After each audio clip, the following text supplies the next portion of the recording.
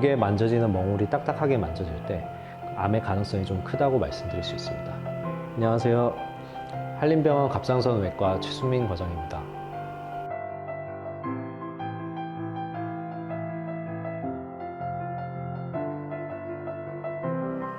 갑상선암은 우리나라에서 급격히 증가하고 있는 암으로 연 증가율이 25%나 됩니다. 2005년부터는 여성의 암이라는 종류의 인식과는 달리 남성 환자들도 꾸준하게 증가하고 있고, 갑상선암은 이제 크게 유두암, 여포암, 수질암, 역형성암 크게 네 가지로 좀 분류를 할 수가 있고요. 갑상선 유두암은 가장 흔하고 가장 예후가 좋은 암으로 알려져 있습니다. 갑상선암은 5년 생존율이 90% 이상일 정도로 다른 암에 비해 진행이 상대적으로 느리다는 사실 때문에 착한 암, 거북이 암으로 불립니다. 그러므로 갑상선암에 걸렸다고 해서 지나친 두려움을 갖거나 절망하실 필요는 없습니다.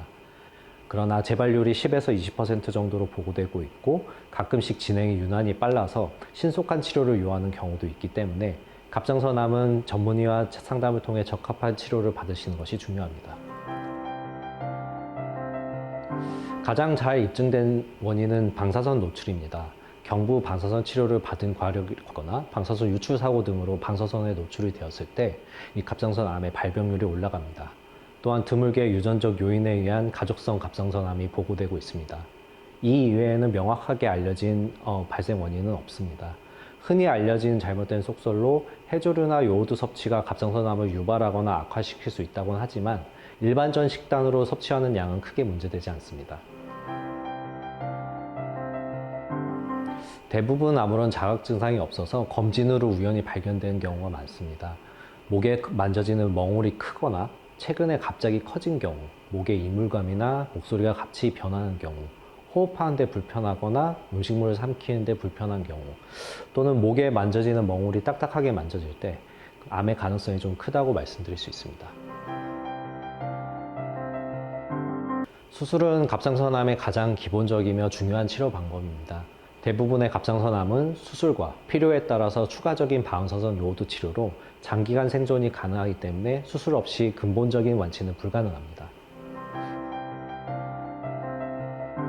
성대와 목소리에 관여되는 되돌이 후두신경이 갑상선 뒷면으로 이렇게 주행을 합니다.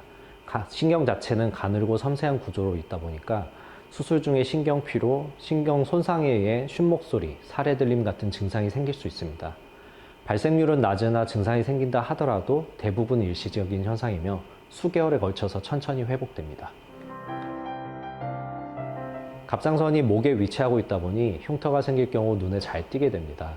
한림병원 갑상선 수술센터에서는 2에서 3cm 정도의 기존 경부 절개법보다 상초가 작은 채소 절개법으로 흉터를 최소화하고 있으며, 목에 흉터가 남길 원하지 않는 경우 눈에 안 띄는 곳으로 접근하는 로봇 수술을 고려하게 됩니다. 한림병원 갑상선 로봇 수술센터는 경험이 풍부한 갑상선 외과 전문의가 최신형 다빈치 로봇 수술 장비로 환자의 겨드랑이를 통해 경액과 접근법으로 로봇 수술을 시행하고 있습니다. 흉터가 거의 눈에 띄지 않아 수술 후 빠른 회복력과 탁월한 미용 효과가 있는 수술법으로 기존 내시경 수술에 비해 시야가 10배 이상 확대가 가능하고 3D 입체 영상이 가능해서 부갑상선이나 신경을 찾아내는 데 매우 용이해 정밀하고 광범위한 수술이 가능합니다.